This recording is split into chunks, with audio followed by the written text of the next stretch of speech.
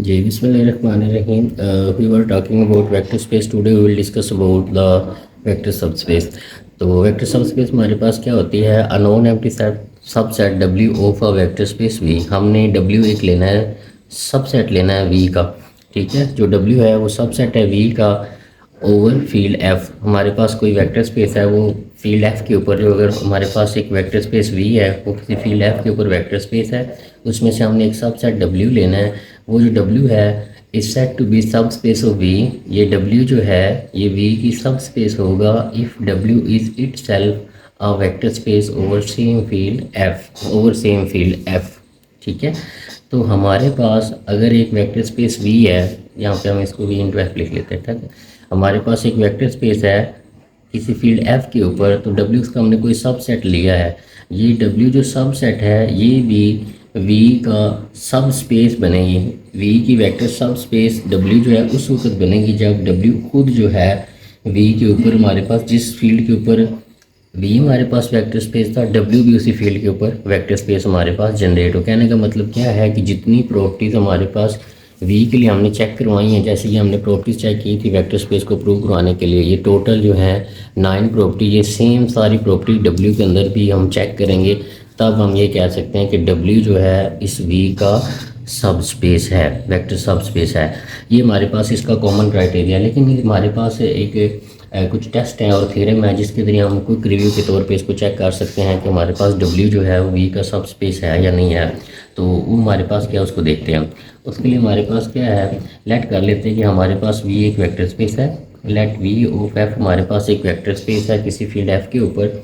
Then ठीक है, then जो है W is subspace, W is subspace of V over same field F if. अगर हमारे पास डब्ल्यू जो है कुछ प्रॉपर्टीज़ को सेटिस्फाई कर दे तो हम क्विक रिव्यू के तौर पे ये कह सकते हैं कि जो डब्ल्यू है हमारे पास वो वी का सब स्पेस है। वो हमारे पास क्या है कि हमारे पास फॉर एग्जांपल W1 और W2 कोई दो एलिमेंट हम डब्ल्यू से बिलोंग करवाते हैं। ठीक है, ये कैपिटल डब्ल्यू से बिलोंग कर रहे हैं, ये पहली प्रॉपर्टी है। तो हमारे पास W1 प्लस W2 अगर हम करवाएं तो ये भी डब्ल्यू से बिलोंग कराना चाहिए। मतलब अगर हम कोई दो एलिमेंट आर्बिट्रेरी डब्ल्यू से उठाते हैं तो उनका साम भी डब्ल्यू से बिलोंग करना चाहिए। और दूसरी प्रॉपर्टी हमारे पास ये है कि अगर हम एक एलिमेंट फील्ड से लेते हैं और एक एलिमेंट हम जो है डब्ल्यू से लेते हैं, तो इन दोनों का जो closure law with respect to multiplication जो है ई डब्ल्यू अगर हम लें, ये वाला अगर उनकी प्रॉपर्टी चेक करें तो ये भी हमारे पास डब्ल्यू के अंदर बिलोंग करनी चाहिए। ठीक है, तो ये दो प्रॉपर्टीज़ हम अगर इसके अंदर चेक करवा लेते हैं किसी भी सबसेट के लिए जो कि हमारे पास वेक्टर स्पेस से हमने सबसेट लिया है, उस सबसेट के अंदर अगर ये दो प्रॉपर्टीज हमारे पास होल्ड हो जाती है तो हम ये कहेंगे कि वो जो सबसेट है वो सब स्पेस बनेगा किसका, उस वेक्टर स्पेस का। इसकी एक क्रोलरी के तौर पे भी हम इसको थोड़ा सिंप्लीफाई करके भी कर सकते हैं कि एक स्टेप के अंदर हम चेक करना चाहें तो उसको हम क्रोलरी का नाम देते हैं।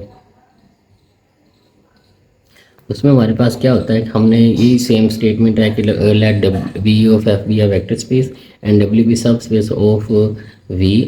डब्ल्यू सब सेट यहाँ पे आएगा। ठीक है, यहाँ पे डब्ल्यू हमारे पास सब सेट आएगा। अगर ये प्रॉपर्टीज़ को होल्ड करेगा तो फिर ये हमारे पास जो है वो हमारे पास सब स्पेस बनेगा। Let V of F be vector space and then W is subspace of V over field F if. अगर ये हमारे पास प्रॉपर्टीज़ को होल्ड करवा देगा फिर ये सब स्पेस हमारे पास बनेगा। तो सेम प्रॉपर्टीज हम यहाँ पे लिख रहे हैं, लेकिन अब हम क्या करते हैं, इन दोनों प्रॉपर्टीज़ को हम सम अप करके लिखते हैं कि हम यहाँ पे कैलकुलेट कर लेते हैं कि let W1 and W2 belong to W. ठीक है, and a comma b belong to F. Then if अगर हमारे पास A W1 प्लस BW2 अगर हम इन दोनों को सम करें तो ये हमारे पास W में आ जाए तो हम ये कहेंगे कि हमारे पास ये जो W है जो हमने सब सेट लिया है किसी भी वेक्टर स्पेस का, ठीक है, किसी भी सब सेट लिया हमने किसी वेक्टर स्पेस का, अगर ये दो प्रॉपर्टीज़ ओवर सेम फील्ड ये प्रॉपर्टीज़ होल्ड करवा देता है, ये पहली प्रॉपर्टी, अगर ये चेक करनी है तो ये दो चेक करनी पड़ेंगी सम के तौर पे, ये वाली दो चेक करनी पड़ेंगी। अगर आप एक चेक करना चाहते हो सिर्फ हमें ये इतना चेक कर लें कि दो एलिमेंट हम फील्ड से ले लें, दो एलिमेंट हम जो है सबसेट से ले लें और उनका ये प्रॉपर्टीज अगर होल्ड करवा देते हैं हम, तो हम ये कह सकते हैं कि हमारे पास वो जो W है वो सब स्पेस होगा उस वेक्टर स्पेस V का। ठीक है, इसको हम थोड़ा सा अगर हम सिंप्लीफाई करके देखें कि इसके अंदर हमने बेसिकली किया क्या है। अगर हम यहाँ पे लेट कर लें, लेट हम कर लेते हैं कि A और B हम 1 ले लेते हैं, तो ये हमारे पास क्या बन जाएगा, W1 प्लस W2 बन जाएगा। ठीक है, इस क्वेश्चन 1 के अंदर। और अगर इसी क्वेश्चन के अंदर हम लेट कर लें, क्वेश्चन 1 के अंदर लेट क्वेश्चन 1 के अंदर हम क्या कर लें, B की टर्म को 0 करवा दें, तो ये हमारे पास क्या बन जाएगा, A into W1 belong to W। तो बेसिकली हमारे पास क्या, ये मोर पावरफुल रिजल्ट है जिसके अंदर हमारे पास ये दोनों रिजल्ट वेरीफाई हो रहे हैं कि अगर हम A1 और B दोनों को 1 1 ले लें तो हमारे पास पहली प्रॉपर्टी बन जाएगी। ठीक है, और अगर हम यहाँ पे B को 0 करवा दें तो वो हमारे पास दूसरी प्रॉपर्टी सेटिस्फाई हो जाएगी। तो बजाय इसके कि हम इनको अलग-अलग चेक करें, हम डायरेक्ट स्क्रोलिंग के जरिए हम 2 एलिमेंट उस सबसेट से लिया करेंगे जिसको हमने सब स्पेस शो करवाना है, और 2 एलिमेंट हम फील्ड से लिया करेंगे और उनका AW1 प्लस AW2 उन दोनों को ये कंडीशन सेटिस्फाई करवा देंगे। ठीक है, तो हमारे अगर वो W का ये एलिमेंट बनेगा तो फिर हम ये कह सकते हैं कि वो वाला हमारे पास जो सेट है, जो हमने सब सेट लिया था किसी वेक्टर स्पेस V का, वो हमारे पास वेक्टर की सब स्पेस होगी। ठीक है, तो अब हम इसके एग्जांपल की तरफ मूव करते हैं। यहाँ पे एक बात बड़ी ज़रूरी है कि अब अगर हमारे पास W है, ये हमारे पास V ऑफ F का सब सेट है। ठीक है, अगर ये हमारे पास V का सब सेट है, किसी भी सब सेट की जो है हमेशा 2 सब स्पेसिस ज़रूर होंगी। पहली सब स्पेस जो होती है वो उसका 0 सेट होता है और दूसरा उसका क्या होता है, वो जो हमारे पास V है वो इटसेल्फ होता है। ये देखिए ना, इक्वल हो सकता है ये बराबर हो सकता है। तो ये वाली दोनों जो हैं सब स्पेसिस किसी भी वेक्टर स्पेस के अंदर जो है वो ज़रूर होंगी। फॉर एग्जांपल अगर हम ये कहते हैं कि एक वेक्टर स्पेस है, उसकी कितनी सब स्पेसिस एग्जिस्ट कर सकती हैं हम नहीं बता सकते, लेकिन मिनिमम कितनी कर सकती हैं, एटलीस्ट 2 ज़रूर एग्जिस्ट करेंगी। एक उसमें क्या होगी, 0 सेट होगा और दूसरी उसके क्या होगी, वो इटसेल्फ होगा। तो ये दोनों हमेशा वेक्टर स्पेस इसकी सब स्पेसिस ज़रूर होती हैं। कौन कौन सी, 0 सेट और वेक्टर स्पेस खुद, इन दोनों का, ये दोनों जो हैं इसकी सब स्पेसिस ज़रूर होती है और इनको हम ट्रिवियल सब स्पेसिस बोलते हैं। ट्रिवियल सब स्पेसिस, इनको हम ट्रिवियल सब स्पेस बोलते हैं। इसके अलावा जो बाकी अगर कोई हम चेक करते हैं, कोई एलिमेंट इसके W के ले बनाते हैं V में से, उनको चेक करते हैं और वो भी अगर पूरी तमाम प्रॉपर्टीज़ को होल्ड कर देते हैं या इस कंडीशन को सेटिस्फाई कर देंगे हमारे पास, तो फिर हम वो भी हमारे पास वेक्टर स्पेस बन जाएंगे। और ऐसी वेक्टर स्पेस जो V इटसेल्फ हो, उसके अलावा या 0 एलिमेंट के अलावा, हमारे 0 सेट के अलावा हो, वो वाली जो हमारे पास सब स्पेस बनेगी उसे हम नॉन ट्रिवियल सब स्पेस कहते हैं। तो हम इसकी एग्जाम्पल की तरफ मूव करते हैं। जी, हमारे पास सबसे पहले एग्जांपल है विच ऑफ द फॉलोइंग और सब स्पेसिस ऑफ आर क्यूब। हम इसमें 3-4 एग्जांपलें देखते हैं, आगे देखते हैं कितनी बनती है हमारे पास, उनको चेक करते हैं हमारे पास वो वेक्टर सब स्पेसिस हैं या नहीं है किसकी, आर क्यूब की। तो हमने ये एक सेट लिया है, वो आर क्यूब का सब सेट है। हमने इसको चेक करना है कि ये जो सब सेट है क्या ये आर क्यूब की सब स्पेस बनाता है या नहीं बनाता। तो सिंपली हमने कुछ भी नहीं करना, हमने सिंपल इस प्रोसीजर को फॉलो करना है कि हमने उस सब सेट के क्या ले लेने, 2 एलिमेंट ले लेने और 2 एलिमेंट हमने फील्ड से ले लेने हैं और उनका हमने क्या ले लेना है, कम्बिनेशन लेके उनको चेक करना है कि वो W का एलिमेंट आ गया तो वेक्टर स्पेस सब स्पेस बनाएगा, अगर नहीं आएगा तो फिर वेक्टर स्पेस सब स्पेस नहीं बनाएगा। तो उसके लिए हम क्या करते हैं, लेट कर लेते हैं कि W1 हम एक ले लेते हैं, उसकी फॉर्म हम ले लेते हैं x1 y1 z1, और एक W2 ले लेते हैं, इसकी फॉर्म ले लेते हैं x2 y2 और z2 की। और ये W1 और W2 जो है ये हमने W से लिए हैं। अब 2 एलिमेंट हमने फील्ड से लिए हैं, फील्ड हमारे पास यहाँ पे क्या है, आर क्यूब है। तो A, B हम जो है आर क्यूब से ले लेते हैं। अब हमने क्या लेना है, चेक करना है कि AW1 plus BW2 plus BW2, अगर हम इन दोनों को सम करें तो ये W का एलिमेंट आना चाहिए। अगर ये कंडीशन सेटिस्फाई होगी तो हम ये कहेंगे कि ये वाला जो सब सेट हमने आर क्यूब से लिया है ये उसका क्या है, सब स्पेस है। ठीक है, तो लेके चलते हैं AW1 प्लस BW2। सिंपली क्या करते हैं, A एज इट इज़ रहेगा, W1 की जगह पर उसकी वैल्यू पुट कर देंगे, x1 y1 z1, B as it is आ जाएगा, W2 की जगह पर उसकी वैल्यू आ जाएगी x2 y2 और z2 आ जाएगा। अब ये इन अंदर मल्टीप्लाई हो रहा है, A को मल्टीप्लाई कर देते हैं और B को भी कर देते हैं, आ जाएगा AX1 AY1 AZ1 BX2 BY2 और BZ2। अब ये हमारे पास ऐड हो रहे हैं, पहला एलिमेंट पहले में ऐड हो जाएगा, दूसरा दूसरे में और तीसरा तीसरे में। तो ये हमारे पास बन जाएगा AX1 plus BX2 AY1 plus BY2। इसी तरह हमारे पास ये बन जाएगा AZ1 प्लस BZ2। ठीक है, तो तो थोड़ा उसका स्केलर ईजी हो जाता है, ठीक है। हमारे पास ये फॉर्म बन जाएगी। अब यहाँ पे हम इसको नहीं बना सकते, यहाँ पे ये चीज़ समझना ज़रूरी है। ये हमारे पास एलिमेंट बने हैं इस सेट के, अब ये एलिमेंट बने, अब हमने क्या चेक करना है कि इन तमाम एलिमेंट को सम करें तो उसका आंसर किसके इक्वल आना चाहिए, 0 के इक्वल। तो हमने पहले इस कंडीशन को लगाया, ये फॉर्म बनी है। इसका मतलब ये नहीं कि ये W से बिलोंग करेंगे, ये W से तब बिलोंग करेंगे जब हम W की ये पूरी कंडीशन सेटिस्फाई करेंगे। अभी हमने x, y, z बनाया, ये x, y, z है। हमने अब चेक करना है कि अगर हम इन तीनों का सम करें तो वो 0 के इक्वल आना चाहिए।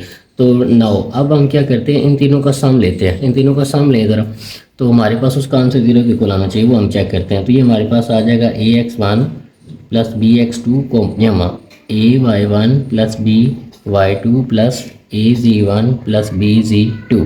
अब इन तीनों का हमने सम करना है और इसका आंसर 0 के इक्वल आना चाहिए। तो यहाँ से अगर हम थोड़ा सा गौर करें, यहाँ पे इसको थोड़ा सिंप्लीफाई करते हैं, तो ए वाली टर्म को इकट्ठा करते हैं। ये हमारे पास आ जाएगा, ए पहले कोमा था, ये 3 एलिमेंट थे, अब हम इन तीनों एलिमेंट्स का सम कर रहे हैं। पहले 3 एलिमेंट थे, अब तीनों का सम कर रहे हैं। ये पहला एलिमेंट, दूसरा और ये तीसरा, अब इन तीनों का हम क्या कर रहे हैं, सम कर रहे हैं। तो ax1 plus ay1 plus az1 plus, अब बी वाली टर्म्स को इकट्ठा कर लेते हैं, bx2 plus by2 plus bz2। यहाँ से अगर हम गौर करें तो इसके अंदर से a कॉमन आ रहा है, तो a कॉमन ले लेते हैं, ये आएगा x1 plus y1 plus z1। यहाँ पे आ जाएगा, इन तीनों में से b कॉमन ले सकते हैं, तो x2 y2 और z2 आ जाएगा। यहाँ पे अगर आप थोड़ा सा गौर करें कि अगर 3 एलिमेंट x, y, z है और वो तीनों सम हो रहे तो उसका आंसर किसके इक्वल आना, 0 के इक्वल।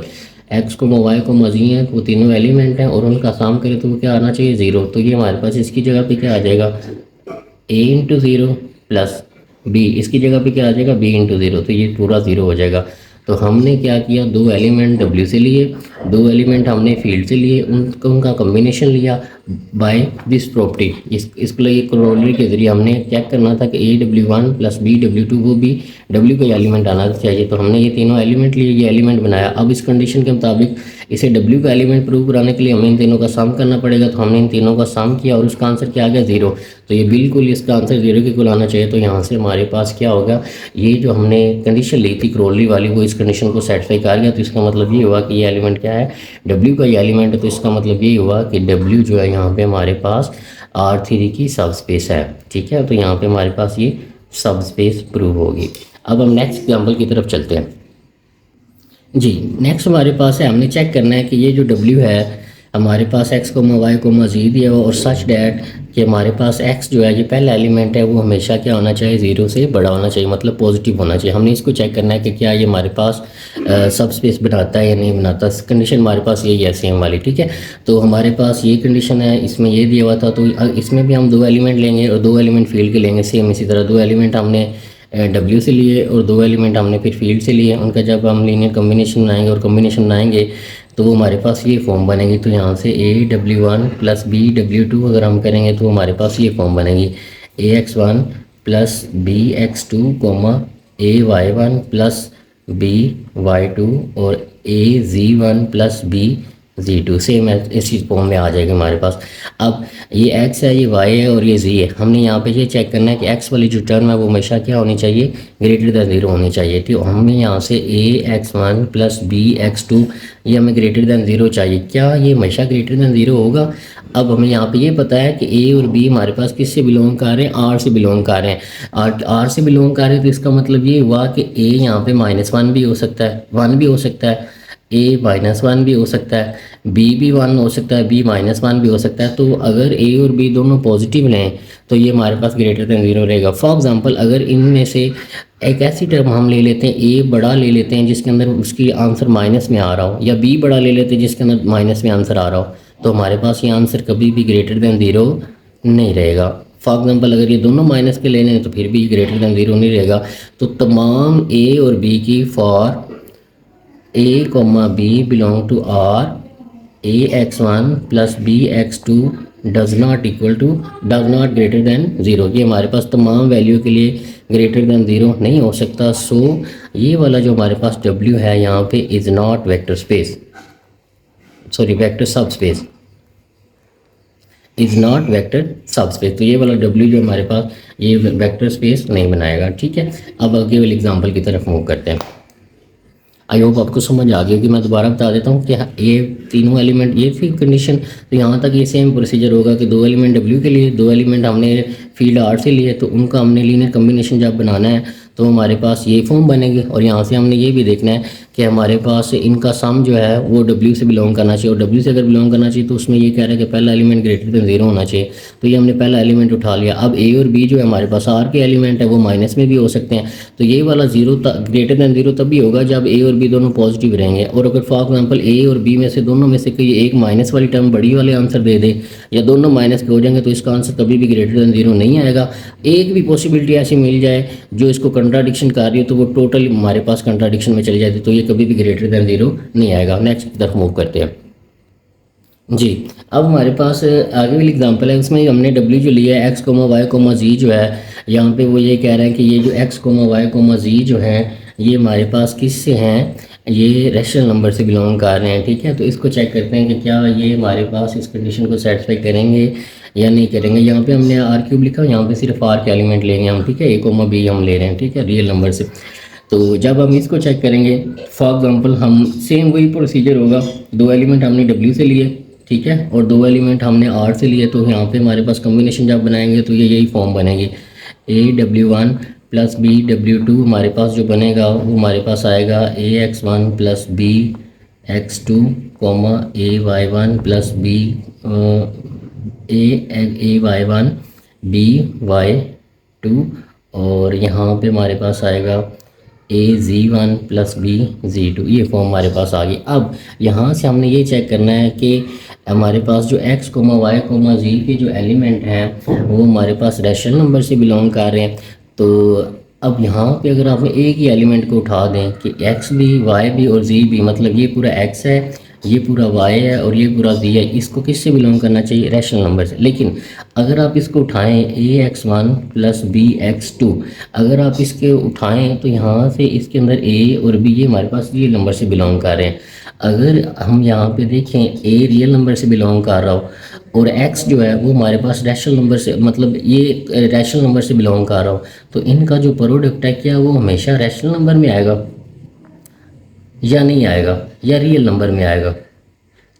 तो ये यहाँ पे इस बात को समझने की ज़रूरत है कि इसका प्रोडक्ट जो है वो हमेशा रियल नंबर में आएगा। कुछ ऐसी पॉसिबिलिटी भी हो सकती है कि ये रैशनल में आए, लेकिन ये भी पॉसिबिलिटी है कि हमारे पास वो नंबर किस में चला जाए, रियल नंबर में चला जाए। क्यों, अगर इसका प्रोडक्ट जो है या इन दोनों का प्रोडक्ट अगर हम लें, फॉर एग्जाम्पल जिस तरह हमने AX का लिया, इसी तरह BX2, ये AX मान लिया है, BX2 का प्रोडक्ट लें तो ये भी रियल में भी जा सकता है और रैशनल में भी जा सकता है। लेकिन अब हमें ये पता है कि जो रियल नंबर होता है उसमें रैशनल और इरैशनल दोनों आते हैं। तो अगर ये वाला नंबर रैशनल नंबर में चला गया तो फिर तो ये हमारे पास ठीक है, ये नंबर रैशनल नंबर में चला गया तो फिर तो ठीक है। लेकिन हमें पता है कि दो नंबर अगर मल्टीप्लाई हो रहे हो, एक रियल नंबर हो और एक हमारे पास रैशनल नंबर हो, तो उनका प्रोडक्ट ज़रूरी नहीं है हमेशा रियल नंबर में जाएगा। फॉर एग्जांपल हम यहाँ पे ये जो a है वो ऐसा ले लेते हैं जो नॉन टर्मिनेटिंग नॉन रिक्यूरिंग है, तो फिर वो एलिमेंट किस में जाएगा, इरैशनल में जाएगा। तो इसका मतलब ये हुआ कि ये कंडीशन यहाँ पे हमारे पास सेटिस्फाई नहीं करेगी कि x कोमा वाई कोमा जी रैशनल में बिलोंग करें अगर ये एलिमेंट हमारे पास इस तरह के हों। यहाँ पे हम a को कंसीडर कर लेते हैं कि 0.1 2 4 3 5 अप टू सो ऑन, इसी तरह चलता जा रहा है, तो उसका आंसर कभी भी रैशनल नंबर में नहीं आएगा, क्योंकि a और b किधर से बिलोंग कर रहे हैं, ए कोमा बी हमारे पास रियल लाइन से बिलोंग कर रहे हैं। तो रियल लाइन के अंदर दोनों तरह के एलिमेंट है। तो अगर हम ए जो है इसका एलिमेंट कंसीडर कर लेते हैं इरैशनल का, तो इरैशनल को अगर हम मल्टीप्लाई करेंगे रैशनल से तो वो हमेशा क्या आएगा, इरैशनल आंसर आएगा। तो ये हमारे पास कंडीशन सेटिस्फाई नहीं होगी कि एक्स कोमा वाई हमारे पास हमेशा रैशनल नंबर से बिलोंग करें, तो ये हमारे पास कंडीशन सेटिस्फाई नहीं होगी। तो इसका मतलब ये होगा कि ये डब्ल्यू भी हमारे पास जो है सब स्पेस नहीं बनाएगा, वेक्टर सब स्पेस नहीं बनाएगा। ठीक है, तो आज हमने लेक्चर में यही देखा है कि हमारे पास अगर वेक्टर सब स्पेस किसी को चेक करना है तो उसके लिए हमारे पास क्या होना चाहिए कि अगर W इसका सब सेट है किसी वेक्टर स्पेस V का, तो सबसे पहले तो ये कि W को तमाम प्रॉपर्टीज सेटिस्फाई करनी चाहिए जो V ने सेटिस्फाई की थी, जो टोटल 9 प्रॉपर्टीज़ थी। ठीक है, वो ये वाली थी, ये तमाम प्रॉपर्टीज़ हमारे पास W को सेटिस्फाई करनी चाहिए जो हमने पहले की थी वेक्टर स्पेस के अंदर। ठीक है, या तो W ये तमाम प्रॉपर्टीज़ को सेटिस्फाई कर ले, या हमारे पास इस थ्योरम को सेटिस्फाई कर दे, या इस क्रोडली को सेटिस्फाई कर दे। तो हमने थ्योरम ये देखा था कि अगर W को हमने सब स्पेस V का प्रूव कराना तो दो एलिमेंट W के लिए उनका सम भी W में से बिलोंग करना चाहिए। फिर एक एलिमेंट फील्ड से ले लें, एक एलिमेंट हम डब्ल्यू से ले लें, उन दोनों का जो है प्रोडक्ट वो भी डब्ल्यू से बिलोंग करना चाहिए। ऐसे नहीं तो फिर हम क्या कर लें, दो एलिमेंट डब्ल्यू से ले लें, दो एलिमेंट फील्ड से ले लें, उन दोनों का कम्बिनेशन लें और वो भी अगर डब्ल्यू से बिलोंग कर जाएगा तो वो हमारे पास वेक्टर सब स्पेस बनाएगा। तो ये हमने 3 एग्जाम्पलें ली, इनको हमने प्रूव किया है कि ये वेक्टर सब स्पेस है और ये वेक्टर सब स्पेस नहीं है। आई होप सो आपको आज का लेक्चर अच्छे तरीके से समझ आया होगा, और अगर किसी तरह की कोई कन्फ्यूजन है तो आप प्लीज़ कमेंट में पूछिएगा, इंशाल्लाह उसको रिजॉल्व किया जाएगा। थैंक यू वेरी मच, अपना बहुत सारा ख्याल रखिएगा। अल्लाह हाफिज़।